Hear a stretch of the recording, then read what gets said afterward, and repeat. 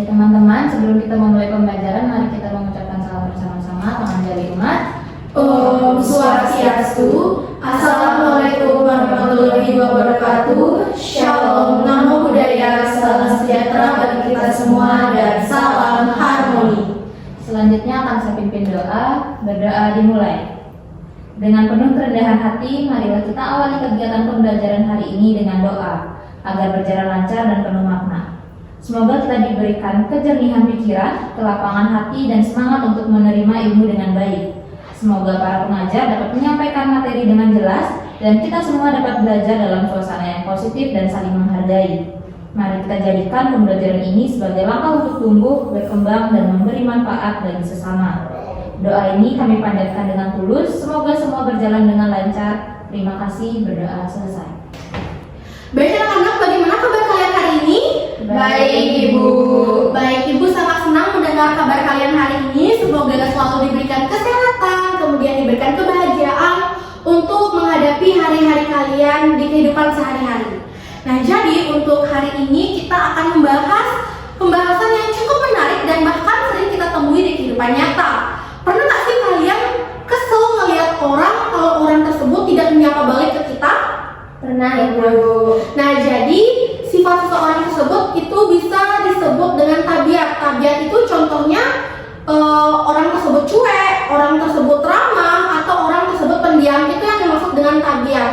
Nah, jadi di sini kita akan membahas tentang tabiat seseorang, yang dimana kita jika memiliki prasangka buruk terhadap tabiat seseorang, kita dapat mengubahnya menggunakan teknik reframing. Untuk anak-anak sekalian, pernah nggak sih dengar tentang teknik reframing ini atau tahu teknik reframing itu apa? Belum, Ibu. Baik, jika belum, ini adalah hari pertama kalian mengetahui apa yang dimaksud dengan teknik reframing. Jadi Ibu sangat senang, semoga pembelajaran kita hari ini bisa dicermati, didengarkan dengan seksama karena ini sangat bermanfaat bagi kehidupan sehari-hari kalian. Namun sebelum kita lebih lanjut membahas tentang tabiat, tentang prasangka, tentang teknik reframing, Ibu di sini ingin menyampaikan apapun yang kalian utarakan dan apapun asumsi ataupun pendapat yang kalian utarakan di sini akan dijaga kerahasiaannya. Karena dalam bimbingan konseling ada yang namanya asas kerahasiaan. Nah, jadi untuk yang pertama, kita harus mengetahui terlebih dahulu definisi dari tabiat. Jadi tabiat tersebut adalah perilaku seseorang seperti yang sudah Ibu katakan di awal. Contohnya orang tersebut pendiam, orang tersebut ramah, itu merupakan salah satu contoh dari tabiat. Nah, di sini permasalahannya apa? Jadi permasalahannya, pernah nggak sih kalian ngerasa kalau orang tersebut cuek dengan kita langsung menjudge, kita langsung mengatakan bahwa orang tersebut sombong, pernah nggak? Pernah, Ibu. Nah, jadi hadirlah teknik reframing pada saat kalian memiliki prasangka buruk tersebut. Nah, jadi di sini reframing hadir untuk mengubah sudut pandang kita, yang dimana dari yang negatif menjadi ke arah yang lebih positif. Jadi sebelum itu kita harus mengetahui terlebih dahulu apa itu reframing. Jadi re itu berarti mengulang dan framing itu adalah membingkai. Jadi bagaimana di sini kita membingkai ulang sudut pandang kita terhadap tabiat ataupun perilaku dari seseorang tersebut. Nah, jadi di sini jikalau sudah dihadirkan teknik reframing, kita akan bisa mengolah dan mengelola emosi kita dari yang lebih negatif menjadi prasangka yang lebih positif. Nah, jadi contoh nyatanya itu misalnya jika ada seseorang kita sapa namun tidak menyapa balik, kita kan langsung biasanya ngejudge, ih sombong banget orang tersebut. Padahal kita tidak mengetahui alasan dibalik anak tersebut mengapa tidak menyapa balik kita. Kita belum mengetahui itu. Maka di sini penting hadirnya teknik reframing untuk membantu kita mengubah sudut pandang negatif kita menjadi ke arah yang lebih positif. Nah, jadi di sini Ibu ingin bertanya, apakah ada yang memiliki pengalaman sama seperti itu dan apakah ada yang pernah risih dengan sifat atau tabiat dari seseorang? Saya, Ibu. Boleh, Ari? Jadi saya tuh punya teman. Nah, dia tuh suka banget duduk di belakang. Terus hampir nggak pernah mau ngomong. Terus saya langsung mikir kayak, kok dia sombong banget ya nggak mau ngomong gitu. Baik, Apa yang Ari utarakan itu hal yang wajar. Kita melihat kejadian nyata di depan kita. Anak tersebut cuek dan nggak mau ngomong sama Ari seperti itu. Namun jika kita hadirkan teknik reframing hadir di sini dan kita menganalisis dari sudut pandang yang berbeda, bagaimana itu pendapatnya? Adakah yang ingin berpendapat?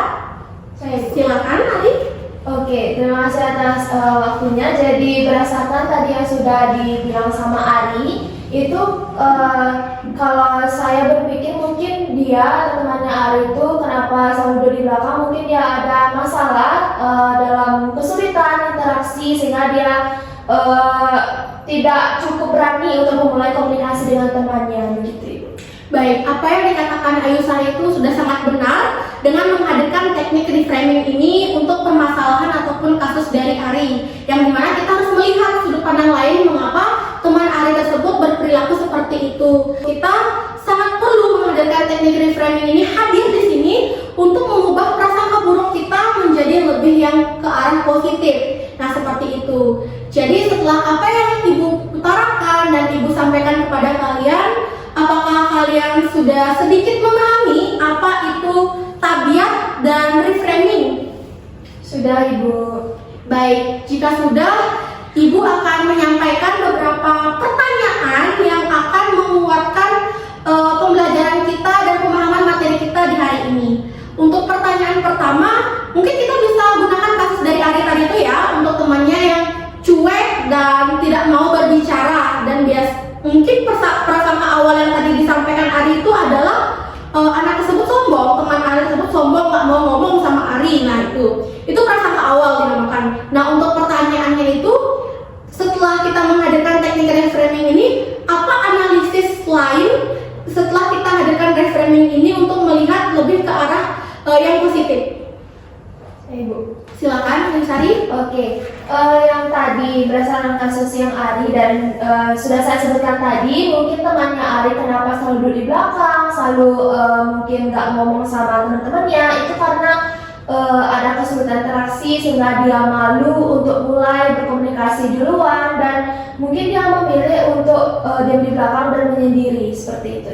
Baik, sudah sangat benar, berarti Ayu Sari dan anak-anak sekalian sudah sangat memahami bagaimana mengubah prasangka buruk itu menjadi ke arah yang lebih positif dengan menghadirkan teknik reframing hadir di sekitar kita. Kemudian untuk pertanyaan terakhir, apakah analisis dengan sifat empati yang harusnya kita rasakan, atau jika kita lihat dari sudut pandang empati kita bagaimana dan apa pendapat kita terkait kasus dari Ari tersebut? Silakan Ari. Jadi menurut saya mungkin bisa mencoba untuk memahami bahwa setiap orang itu punya cara yang berbeda dalam bersosialisasi. Daripada kita langsung menilai, kita bisa mulai untuk menyapa dia lebih dahulu dan memberikan dia ruang untuk dia merasa nyaman.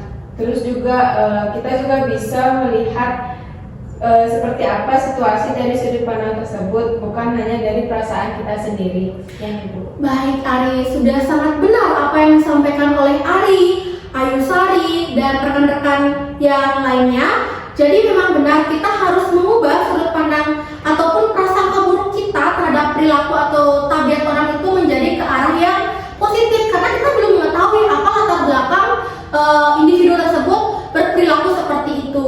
Nah, jadi setelah Ibu menyampaikan pemahaman hari ini dan ilmu hari ini, Ibu sangat berharap kalian semua dapat memahami dan dapat secara teliti mempelajari apa yang sudah Ibu utarakan.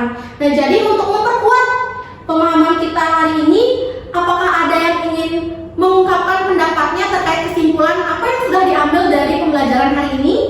Saya, Ibu. Silakan Ari. Jadi untuk pembelajaran hari ini, yang pertama kita belajar mengenai tabiat. Tabiat itu tentang bagaimana perilaku atau sikap orang lain. Terus kita juga belajar tentang teknik reframing. Teknik reframing itu teknik yang mengajarkan kita untuk mengubah sudut pandang tanpa mengubah fakta yang ada. Nah, dari pengalaman saya sendiri itu, yang awalnya saya memandang dia sombong, terus nggak mau sosialisasi. Tapi setelah saya belajar teknik reframing ini, saya sadar kalau misalkan saya tuh harus berpandang yang lebih positif. Mungkin aja dia mengalami kesulitan berkomunikasi, jadi dia tuh malu buat sosialisasi atau malu buat nyapa kita duluan. Sekian Ibu. Baik, tepuk tangan untuk hari semuanya karena sudah dapat menyimpulkan pembelajaran kita hari ini dengan sangat luar biasa. Jadi sudah sangat benar apa yang dikatakan oleh Ari. Kesimpulannya, hari ini kita sudah mempelajari definisi dari tabiat dan teknik reframing itu sendiri. Kemudian bagaimana proses menghadirkan teknik reframing ini hadir di sekitar kita, dan bagaimana kita berprasangka lebih baik lagi terhadap perilaku dari orang lain. Nah, jadi di sini Ibu ingin menyampaikan, menghadirkan teknik reframing ini hadir ke lingkungan sekitar kita bukan berarti kita selalu membenarkan apa kesalahan yang dilakukan oleh orang lain, tapi bagaimana kita di sini dapat melihat dari sudut pandang lain dan dapat mencari tahu apa latar belakang individu tersebut melakukan tabiat ataupun perilaku yang kurang baik terhadap kita. Jadi tadi yang Ibu sampaikan merupakan pemahaman yang cukup sering kita temukan di kehidupan sehari-hari. Semoga ilmu dari Ibu ini bisa kalian terapkan, khususnya teknik reframing ini bisa kalian terapkan di kehidupan kalian sehari-hari agar mengurangi konflik di lingkungan sekitar kalian. Jadi kalian bisa berteman, kemudian bersosialisasi secara harmonis tanpa ada konflik-konflik yang terjadi akibat prasangka buruk yang muncul dari diri kita. Baik, sekian yang dapat Ibu sampaikan untuk pembelajaran hari ini. Bisa kita cukupkan? Bisa, Ibu. Baik, jika bisa ditutup dengan doa dan salam penutup. Untuk yang mendapat giliran, silakan. Ya, Yusari. Baik, terima kasih atas waktunya. Jadi teman-teman, karena pertemuan hari ini sudah selesai, saya izin untuk memimpin doa. Baik, doa dimulai. Terima kasih atas kesempatan yang telah kami dapatkan untuk belajar hari ini. Semoga ilmu yang kami peroleh bermanfaat dan dapat kami aplikasikan dalam kehidupan sehari-hari. Kami mohon bimbingan agar terus semangat dalam mencari pengetahuan dan menjadi pribadi yang lebih baik. Pembelajaran hari ini kami akhiri dengan penuh rasa syukur. Berdoa selesai. Saya tutup dengan Parana Santi. Om Santi Santi Santi Om. Wassalamualaikum warahmatullahi wabarakatuh. Shalom, namo buddhaya, salam sejahtera bagi kita semua dan salam harmoni. Baik, terima kasih untuk Kak Yusari sudah menutup sesi pembelajaran hari ini, dan sampai jumpa di pembelajaran selanjutnya. Dan Ibu izin pamit ya. Terima kasih.